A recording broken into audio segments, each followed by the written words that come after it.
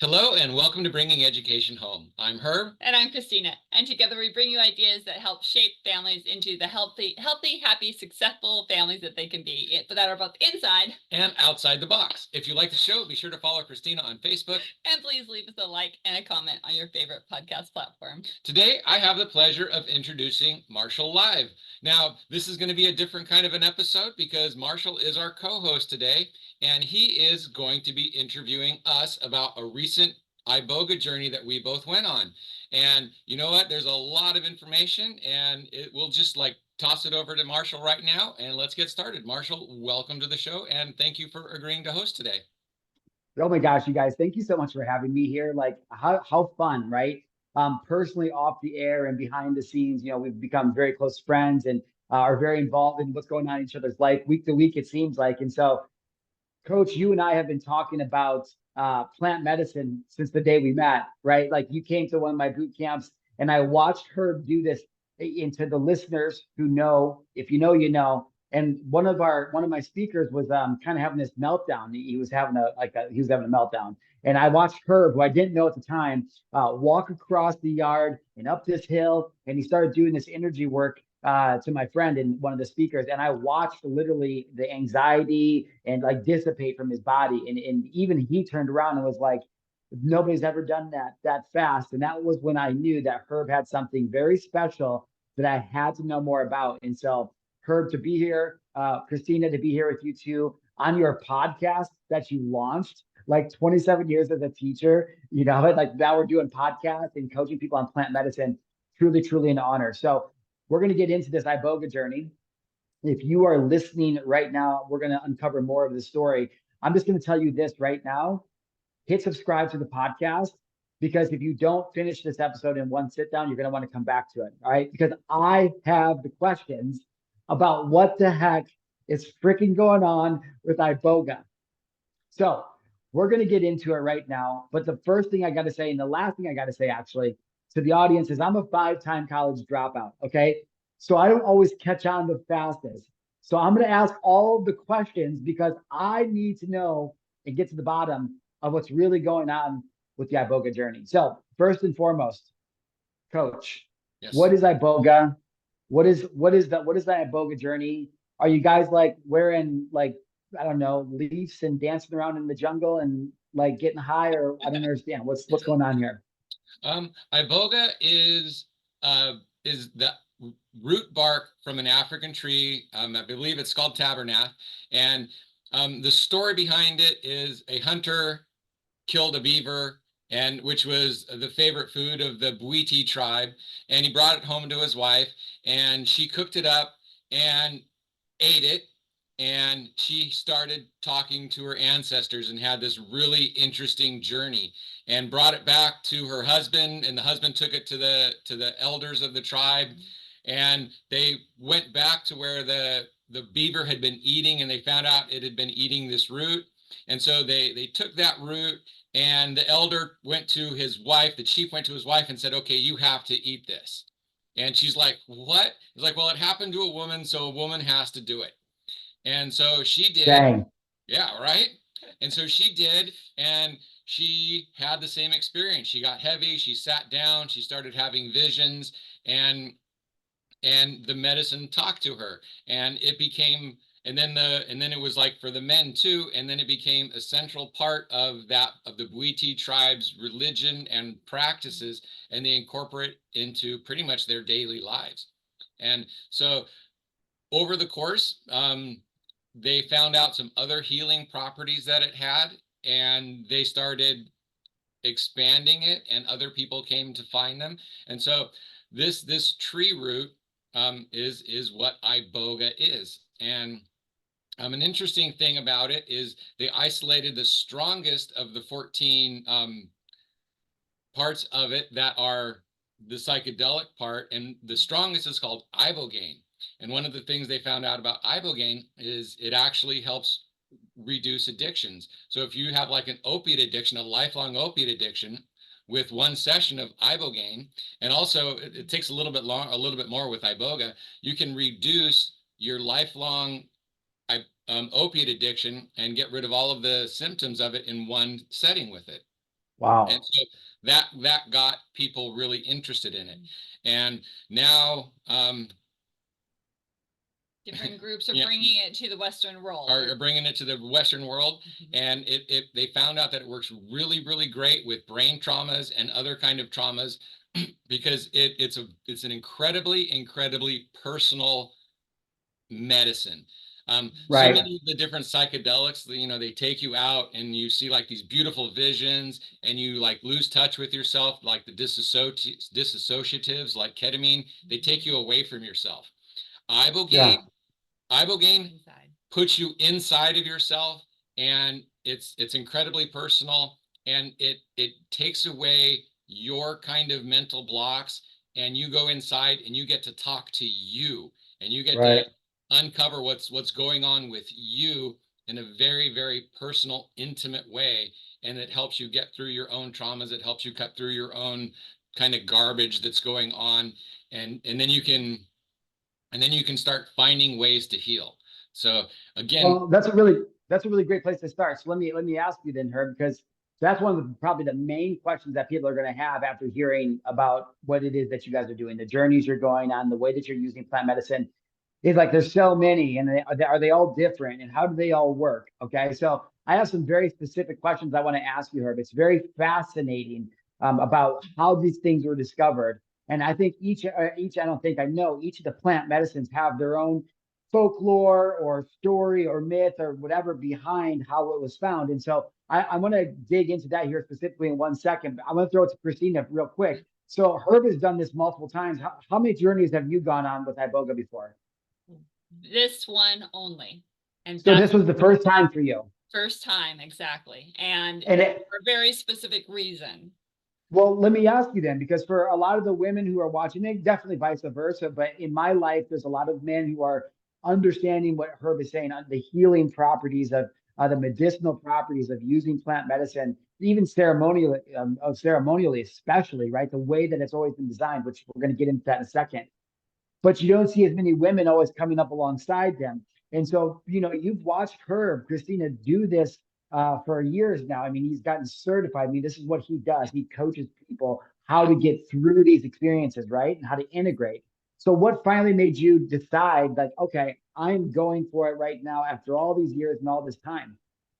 Well, the thing that really pushed me to the point of knowing is that after watching him and knowing what benefit he was getting from the plant medicines, and then to looking at where I was in my life, starting a new business, leaving my old career, doing something completely outside of what I usually am like, I knew I needed some help to get past those barriers that I was blocking up Mhm. against and to really get myself out there. Plus, I had my own trauma from my earlier life that I wanted to make sure that I was able to put aside and lay down and not have Yeah. that also impacting me anymore. Yeah. I just want to say to all the listeners right now, and definitely to any of you viewers or listeners who actually personally know Kristina, it's such a testament to one, who you are and how much conviction you have in what you believe in. But hearing the raw vulnerability in your voice and where you're at right now, it just further like validates like that's so important, these journeys that you're going on and what you're sharing, because you truly have this belief in what it is you're building, Kristina, and you're living at the edge of everything that you're capable of. And there are so many people in the world alone. But I talk about women, and I talk about women of a certain age where it's like they've just given up that, hey, there's any hope or there's any reason I should dream. And like you live that every single moment. And so totally off topic, totally away from the episode. But I just see you, girl. And it's amazing. And I'm just, if everybody's here, I'd say, yeah, Kristina, we'd all be clapping for you. But truly, let's get back to it because you're right. We're not going to make it's not about me, but in my experiences with plant medicine, I was called to it, and I know that you both realize that. But to all the listeners, if you're wondering, is plant medicine right for me? And like the medicine calls to you, Yeah. you will know when it's time you will know when it's time to take action and find the right outlet. Okay. So we're going to share some of that at the end of the episode on like, if that is where you're at, we'll talk about like how you can find the right outlets, where to go, what to do, how to keep it legal, how to keep it safe, how to make sure you're actually benefiting from it. But I want to get back to Herb real quick because I know Herb, but you and I can go down a rabbit hole on this, but let's, our listeners are pretty smart. So I want to know what your opinion is and why so many of these ancient proven practices have been hidden from society for so long. I mean, we have the land of giant pharmaceuticals and Western medicine, which, you know, if your leg is blown off or you need some kind of, like, I get awesome, but we're talking about from a straight allowing the body to flow, allowing the body to heal itself. All these plant medicines from the inside out are showing us how we can literally like hack the game. So, in your opinion, Herb, and then I have a couple more questions specifically about plant medicine, but why do you think that this has been hidden for so long? And why do you think, second part of the question is that indigenous tribes around the world are only now allowing more of the Western world society in on these practices? Like, what do you think is going on here? You talked about rabbit holes, and that is a huge one. There is the pharmaceutical industry. There is the you can't control an informed population, and if people are sick Mm. and tired, then it's a lot easier to control them. And the reason this is coming out now is the world absolutely needs it. Our world is in shambles. Ugh, There's so much drug addiction, there's so much abuse, there's so much trauma, and people don't understand how to get out of it. And our Western model and the way we go about it isn't working. If antidepressants worked, then people wouldn't be on them for their whole life, and it wouldn't be a multi-billion-dollar industry. There are more and more people going on to antidepressants every year, and and and so that is part of it. And the other part of it is it's not just the medicines, it's not just the plant medicines, it is the ceremony that's important, it is the preparation and integration. because because people at raves, they go out and they take LSD and they take ecstasy, which is MDMA. They take lots of psychedelics, and then they just go party, and they're not doing it in a way that is designed to go inside and work on themselves and work on the trauma. right. So part of it is also the party culture. And so the reasons and the methods for taking that has also been hidden. And so now that the world is in such a shambles, and it is a global problem at the moment, because what's happening now could affect the whole world, in with the stuff that's going on and the types of control that the powers that be are exerting. Yeah. These medicines are aware. These medicines have spirits associated with them, and those spirits are actually coming and Life. saying, hey, the people need to come back together. The people need to fix themselves, because the planet is one thing. Like a body is so many different kind of organisms that have come together to live in harmony and to create this thing. And the earth is also the same thing. It's like the earth is all of us. I'm part of the earth as well. And so these plant medicines, these spirits of the medicines, see that the earth is in danger, and it's a problem, and so it's trying to reach out to Mm. the humanity, and to Yeah, bring you're so that right. back together to heal the earth. So we're Yeah. not just healing ourselves. As each person heals ourselves, we heal our community, we heal our families, and that brings a healing to the community, and that brings a Mm. healing to the greater community, and that actually brings a healing to the planet as we grow into these consciousnesses that are more beneficial and helpful to us. You just said that so incredibly beautifully. You're absolutely right. And to everybody that's listening, first and foremost, I know that they said it. It should also be said, out loud, that I'm just a regular dummy. I don't know anything. I'm not an expert on this. I'm not a doctor. I'm not a scientist. I'm nobody, nothing. Right. So these are just my personal experiences and an open conversation I'm having with a coach and dear friends of mine. Okay. So what I noticed, and I just want to say real quick, Herb, is that my experience with plant medicine started with mushrooms, and I felt called to it, right? And then there was a series of other things that happened. But you're absolutely right. Like I never experimented recreationally or party wise ever with psychedelics because I was always just afraid of them. Now, I think you would agree, and to all the listeners and the viewers, same thing. It's like if you watch how society has programmed psychedelics in the mainstream media or via movies, it's always that like they make it like weird. Like, oh, the weird yoga person. Oh, you do yoga? Oh, the weird matcha tea person. Oh, the psychedelic hippie, like who's just burnout, man. And it's like they have positioned it in our society to make it look like, hey, you're just some loser if you try psychedelics. And then so the way that people show up and try psychedelics is in this very recreational way. And I didn't know anything about this until 2019. And so I just want to say one thing, and I'm going to throw it back here to Kristina. To the viewers and listeners, a lot of you are smart, and a lot, no, I don't want to say, I mean, you guys are smart. That doesn't disqualify the other people. A lot of you are tracking with what we're talking about here, and you understand this. To those of you who are listening, who are feeling a little bit challenged, and like, what are we like in the conversation we're having about energy and just in general? I'm just going to tell you, I grew up on a farm. I'm very like, show me the science behind it. Like, show me. That's how I've always been, or I won't believe it. I'm definitely different now. The thing that shifted my mind, because I'm a smart person, just like each and every one of you, is when I was reminded that if you had a powerful enough telescope and you microscope and you zoomed in telescope too, right? The macro and micro.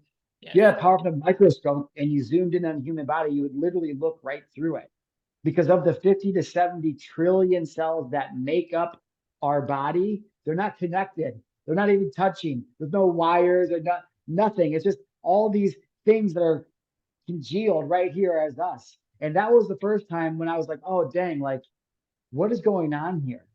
So, Herb, I want to ask you, how does somebody know? Like, what is the feeling? How do they know? We keep talking about you'll be called to it, but how does somebody know when they're called to it?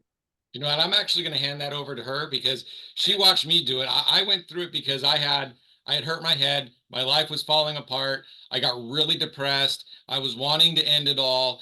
And so I did it through desperation.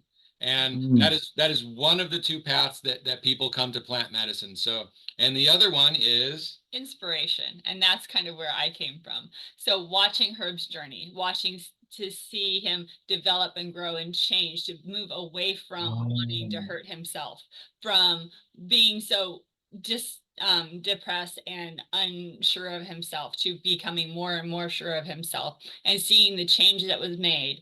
I actually came to it from inspiration. So I'm like, if the medicine can make those kinds of changes in him, what kind of changes could it make for me? And those changes in a way that would benefit the other people that I'm trying to reach. So if I'm more confident in myself, if I can put down the shame, the guilt, the regret that I had, and then be able to put myself forward in helping other people, what can happen there? And so my inspiration was his changes, but then also seeing what kind of changes I could make, because now I can tell myself I love myself. I've mm, never been able to do that before. I can know that I don't have to be regretful. Granted, if I hurt somebody, I want to make amends, but I don't have to carry that regret and make it hold me back anymore. The guilt right. of different things. I have set down the guilt again, making amends for somebody I've hurt, but I don't have to carry that guilt farther because like I've made peace with it. I'm done. Now it's time to Yeah. help other people and be in the space I'm supposed to be. Yeah, 100%. And so would you say then, because I totally agree, that was my experience as well. It's right on. So I know that I kind of, how about for you? What's the experience been like? We'll get into the specific experience here in a second, but Christina, like, as this emotion is bubbling up, like what would you say? You're going, okay, well, I'm able to say I love myself. Is what we're seeing and hearing right now, is that just like so much stored emotion over the years finally just being able to release, or how would you explain what's happening in your life now, since the journey? Yeah. So yeah, what I'm sharing is in a little bit of trepidation because we're in uncharted area here. I'm talking about these kinds of medicines is nothing that I've ever been associated with except Good point. through Herb. So a little bit of like, oh, are people going to judge me for this? But at the same time, that emotion, like you said, kind of pent up. It's like, I've had all of this stuff. And the fact that I feel so much better, that I'm able to go through things that I haven't been able to go through before. The fact that I found worth in myself again that I thought I had lost because of just different things that happened throughout my life. So yeah, all of the things you're hearing in my voice, excitement, a little bit of trepidation, Yeah, like I said, but then also, like I said, that release of I'm good and I can move forward. yeah. This is going to be good for people who take it seriously, do it the right way, and really are called to it. So it sounds like what you're saying then is it really is kind of giving you control over your state management in the end. Would you say that a lot of people would never try this. You're saying I used this to kind of get out of my own way so I could love myself. Mhm. So where have you noticed that like different now? Like, are you saying that challenges don't exist, or like and it's like some magic pill, or are you saying that like you're just handling challenges different? Like, explain that to me, because what is this thing? That is a perfect question because challenges absolutely still exist. Matter of fact, we got home from our journey and a whole bunch of family issues hit us. And so we've been pushing through and challenging ourselves to handle all of those things.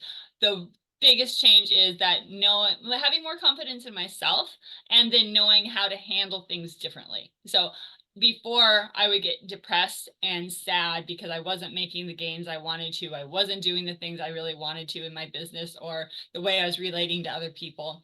And I always piled on more guilt. And now it's like, okay, stop that. You are worth what you're feeling and you know that you can make those changes. So being able to address that, I'm still happy even though I might not be doing everything I want to do, but I know inside of me, I'm truly happy and I'm truly able to make myself move forward, help myself move forward. So I hope that explained it. No, And I that's want to excellent. address Yeah, that magic pill first before we go on from that. Yeah, yeah, And please. first, there is no magic pill. there is no magic There pill. is no magic pill. None of these medicines are going to do the work for you. Right. So even now what's going on, so while the results might be magical, okay, Yeah. the medicine itself is not, because we are the medicine. What these medicines do, and especially Iboga, is it takes you inside and it helps you look at yourself and it helps you release some of these things that don't need to be there anymore. But then it also shows you where and how you need to work on yourself. Yep. So it's not that we took this pill and yay, she's all better. It's like, hey, we took this pill and this is the thought process that brings you down.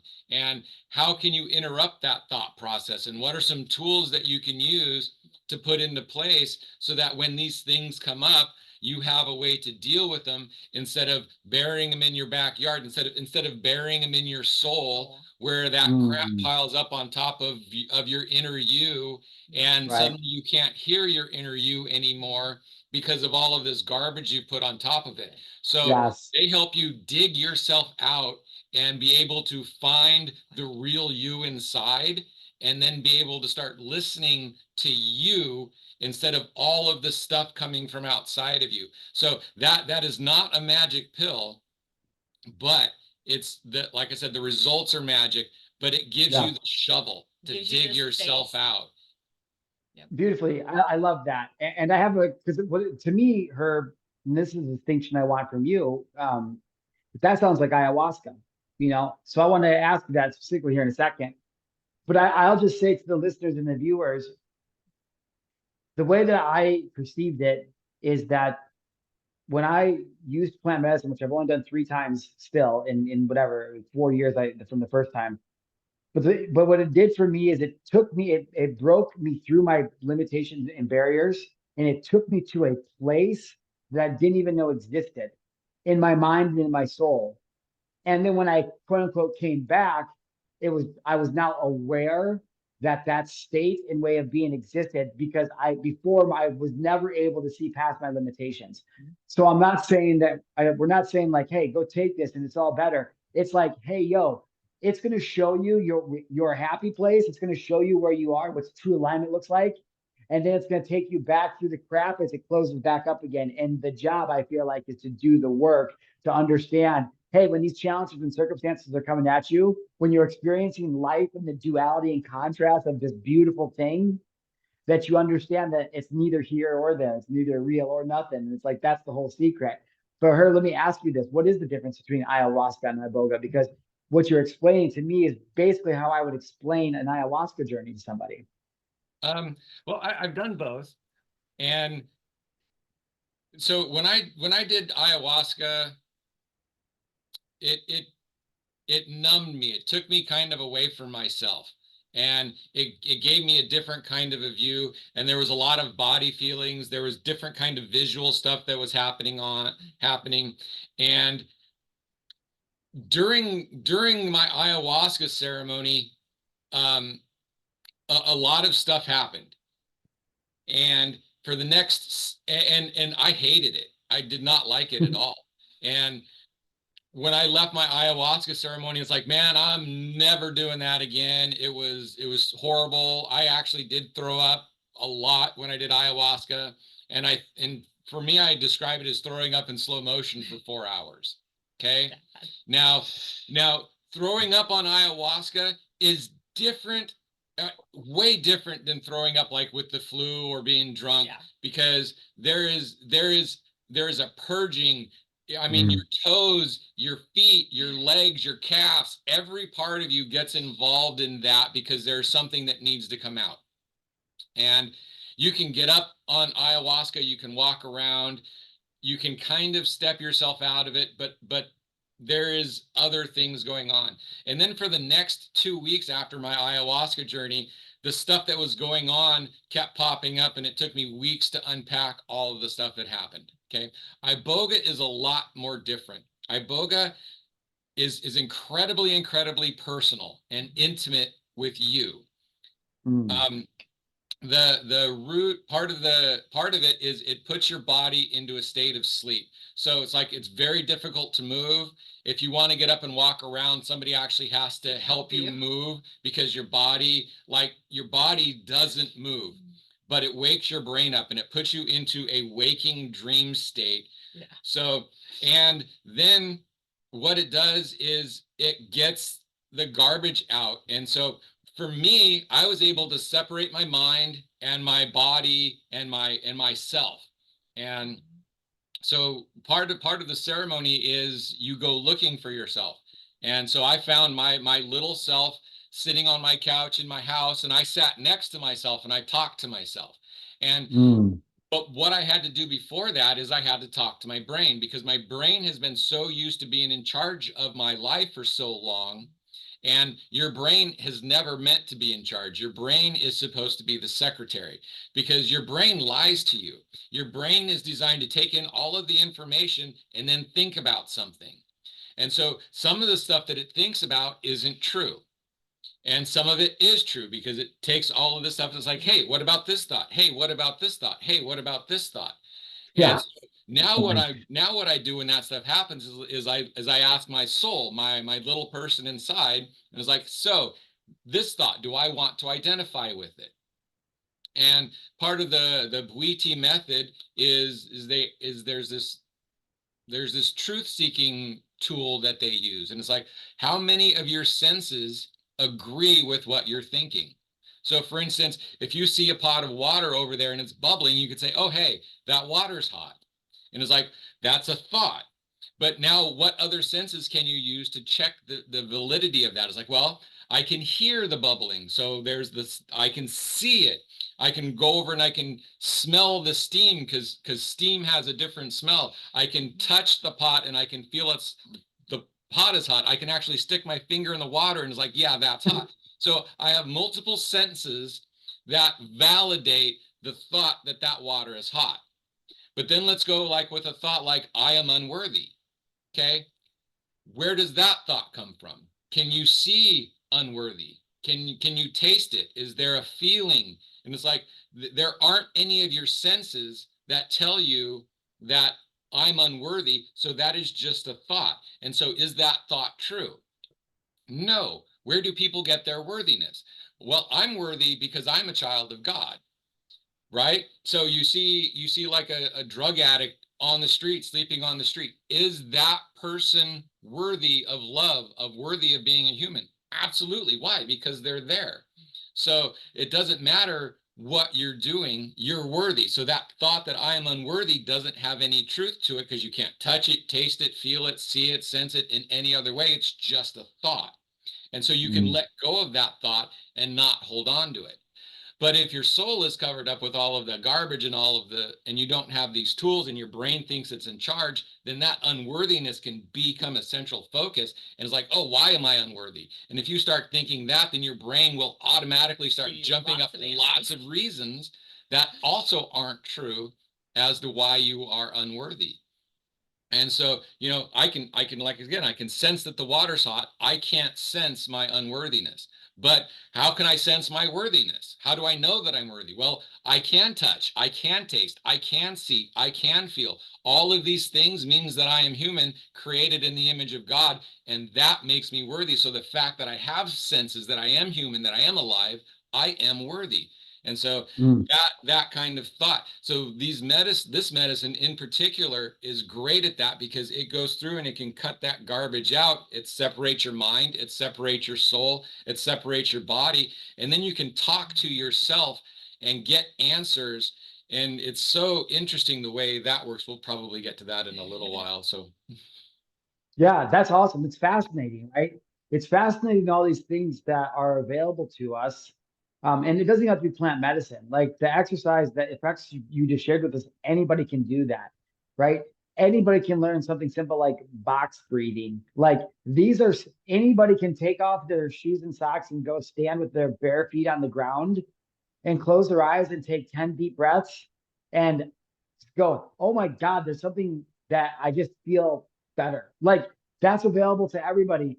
But it seems like we're so constantly and purposely distracted and driven to feed these addictions that keep us trapped. Yeah. That, people, it's like, and I'm not saying that any of these listeners would, but it's like the same people that would, pop a Xanax to get through the day, or their kids are on whatever antidepressant, are the people that want to usually judge something like using plant medicine. It's like it makes me sad, because all that anger and frustration and fear and scarcity and doubt that a lot of people feel, it's instantly dissipated when you are using the correct medicines ceremonially the correct way. And I want to get into that here in just a second, because I think that's what the most important thing is. Like, yeah, anybody can. What's that? So one thing that you said that I wanted to kind of put in there is, yes, you can know that. But one of these things that these medicines do is they give you the experience of it. And that is such a different thing. So one of the things that happened to me is, for all my life, I've heard that you can choose happiness. My mom had this little book when I was a kid that was like 4 pages long, that was basically says, choose thy love, love thy choice. And so it's like, you can choose to be happy. But what does that mean? And when I went into this medicine, I asked about that, and I got the experience of being able to choose to be happy. And I can now, even in times of sadness and stuff, choose to be happy. It doesn't mean that I'm not sad, but then I'm still also happy even when I'm sad, which sounds really weird. But once you get that experience of it, instead of it just being a mental game, then you can embody it because you have that experience, and it changes those from words into something that you can live. Yeah, that's really well put. That's was probably one of the biggest changes in my whole life, is when I fell in love with the contrast of life. Like when I got to a point where I realized that the contrast of life is what made everything so beautiful, the pain and all the things. But you have to have an experience usually to be able to understand that. And it could certainly be a near death experience, absolutely. Which still you could argue that the brain secretes, DMT to prepare you for that next phase. And so it's one and the same thing almost, right? So anyways, I'm not a doctor or scientist, so I'm just a dummy on the internet interviewing my two very good and qualified friends. But let me ask you this thing, Kristina. So let's get into this actual journey. Yeah. Give me the lead up. Like, what's this look like? Is there a setup or a pregame, or like how do you get ready for this?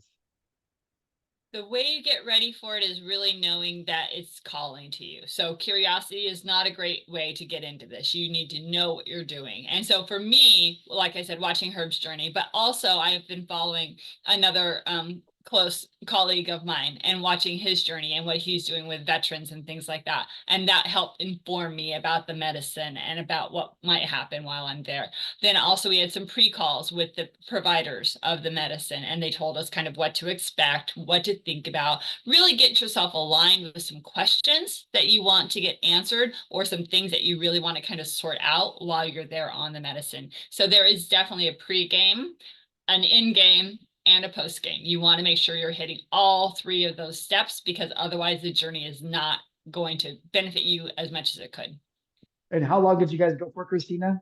We were actually at this retreat for 7 days. Right. And during those 7 days, we had 2 ceremonies. So in the Bwiti tradition that Herb was talking about, they do 2 ceremonies almost back to back. So you go, you get there, you get ready for the first ceremony. Then the next day you're processing, which is basically a day of sleeping and thinking and total processing. And then you have an integration day where you kind of get out, move around, see how things are doing.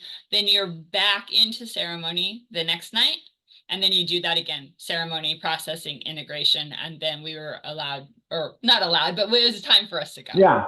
Yeah. Herb, let me ask you, do you have to go for 7 days and 2 ceremonies? Like what if somebody doesn't have 7 days, but they want to try Iboga? You know, they want to do a ceremony and stuff, but like, does it have to be 7 days and 2 ceremonies, or what's the story with that? There are different ways to do it. The Bwiti tradition of 7 days is found to be one of the most effective, because the first ceremony is a detox. So you're getting a lot of stuff out of you in the first place and preparing you for the second journey. The second journey goes a lot deeper, a lot more into what you're doing. So that way of doing it, I found very, very beneficial. So definitely. When I did my Ibogaine treatments, they also were a week long, but there was only one Ibogaine ceremony. And there was like breath work going into it. There was the Ibogaine ceremony, which was overnight. Then there was the next day. And then the day after that, we did 5-MeO DMT, which is the toad medicine, or right. You know, outside of the toad, they call it the pure molecule, so they can synthesize it now. And that helps you get out of the gray day, is what they call it, puts you more in touch. It's called the God molecule. It puts Kind of like you worms, in a really interesting state, and that kind of brings you farther along than, so there's 2 different ways to do it. But Iboga itself, the commitment to do it, if you ingest it, it's at least 2 days long, because it's the longest acting one. The first night you're on the floor for like 9 to 10 hours, and then the integration day afterwards, even when we went and laid down, it was still really difficult to move. You're dizzy when you have to get up and move around, like holding on to stuff. So it's not just like you go take it and then you're done and then you just walk around. It is, especially Iboga, is a commitment. Yep. That's interesting. You know, so basically what I hear you saying is no half measures. Like if you're going to do it, you might as well do the traditional ceremonial way. Let the medicine interact with the ceremony the way it's supposed to, in line with the earth the way it's supposed to, all the things, right? Like if you're going to do it, invest the time and the energy to do it the right way. And I think that you guys would say that about anything in life. So, Kristina, here's the most important question. I think that maybe some of the viewers and listeners are wondering is what did you pack? Like what did you put in your suitcase? Oh, yoga pants, sweatshirts, soft clothes, because we were literally at the retreat center, except for one day that we went out for quote unquote regular clothes. So really super soft things that you are comfortable laying around in. Super easy. Yep. How about you, Coach Herb? You packed your yoga pants too, yeah? Hey, shorts. Shorts and sweats. The tradition is you're laying down on the floor close to the ground, because it is a root medicine. It's grounding. So the ceremony is you're lying on the floor, and have to be comfortable. And you have to be comfortable. That makes sense. Not comfortable, and the results might be miraculous, but the actual ceremony, the time under the medicine, it is not a fun time. It is not like, it is not an enjoyable process. Some of them, like MDMA, where you feel love and you can talk and you're just up, like it's called ecstasy for a reason. Even sometimes mushrooms, if you're like out in the woods and you take it, you can walk around and interact with stuff and have like these amazing, awesome kind of seeing life moments. Iboga is not like that. It's again, it puts your body into a state of sleep. You can't hardly move. You're really heavy. It's really uncomfortable. But you're wide awake in the brain, Right. and thinking and reacting and moving with And things yeah, inside. and again, a lot of people, get into that purgative state. So throwing up, I did it before, so I chose not to throw up. She did throw up, so Good. she understood finally what I meant about how your toes In slow motion. about slowing and how your toes get involved, about how it's a complete body thing, and it sounds bad, but again, it's also such a clearing, interesting thing to go through. It is not Yeah. like throwing up with the flu. Yeah. with the flu. It is so much more encompassing.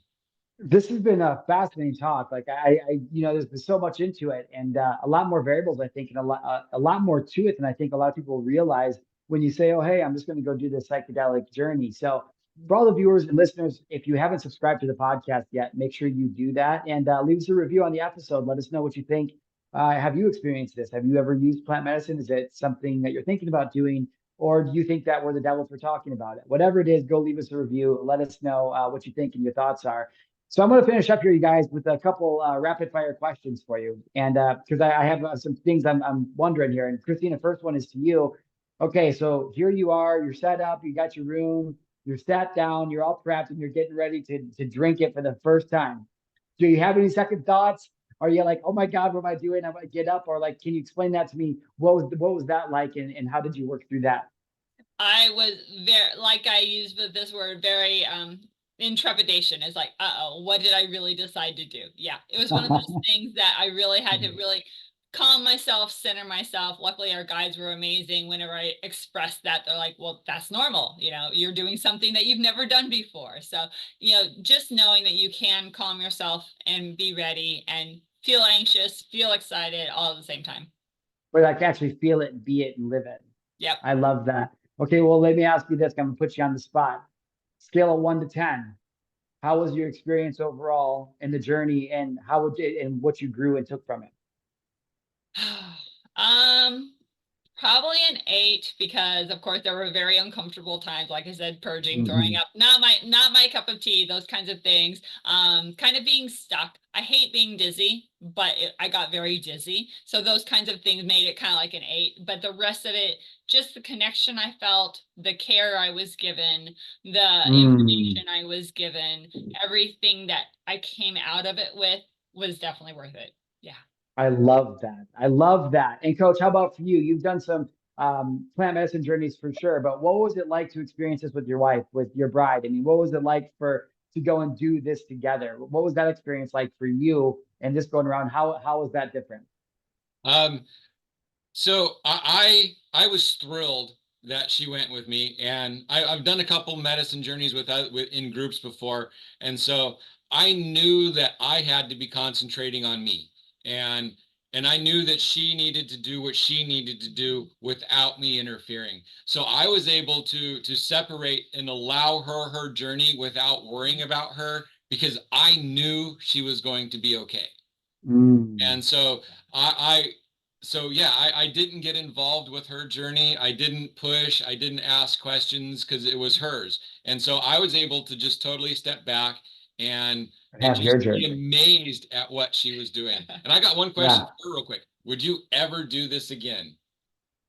Right now, I would say no. I feel complete. I am fine. And the taste of the medicine, no, thank you very much. But that doesn't mean that later on down the road, I might not consider it again. But right now, Yeah. no, I'm good. That's a really good question, Herb. When I had my first plant medicine journey in 2019, I was good. I was like it wasn't that it was bad. It was a trip changed my life, but it was just like I just can feel I'm not ready to plug back in yet.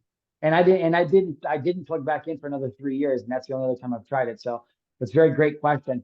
Last thing I want to ask before we wrap this episode up, I think this is we're hitting a great spot. People just getting finished with their drive or finishing up at the gym, and we really Exactly. appreciate you being here. But coach, last thing I want to ask you is what does that even mean? Like you're a psychedelic integration coach. You know, I mean, that's literally that's your passion. It's what you live. You love helping people through this. What the heck is that? And why does it matter? Like, why can't I just go do the thing with the tribe, you know, follow the protocol, the sheet that they send me, and then come home? Like, why would anybody ever need a coach for something like this? Oh, because, things still come up and you need to be reminded. You need to be able to go back into that space on your own. So it's not just, hey, I'm done, I put it on a shelf. If you want to make the lasting changes in your life, if you get an integration coach and start working with them, then those things that you identified as, oh, hey, this is where I need to work, they can help remind you of that. They can help give you tools. They can help get you into that place where you continue to do the work and you continue to grow. Because if you don't, if it's, oh, that was just an experience I had a year ago, oh, that was just an experience I had 5 years ago, oh, that now it's 10 years, and you don't do anything about it, you don't grow your life from what you learned, then you stay in the same place and you don't come out of the problems that you had. They just kind of start piling back up and you end up right back where you were. So without the integration process, you don't grow through that experience. And if you're going to go through something like that, you Sure. want The benefits. you want the benefits. Bro, listen, to all the listeners and viewers, whether it's Coach Herb or not, you guys are leaving so much magic on the table.